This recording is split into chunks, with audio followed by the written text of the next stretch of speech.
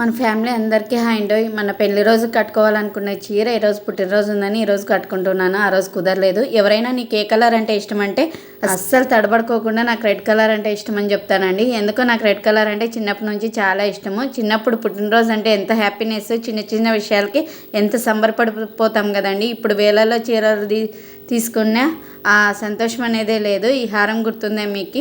వైకుంఠ ఏకాదశి రోజు బెంగళూరులో మా వారు గుడికని వెళ్తే బయట అమ్ముతూ ఉంటారంటే నాకు బాగుంటుందని చెప్పి తీసుకొని వచ్చారు.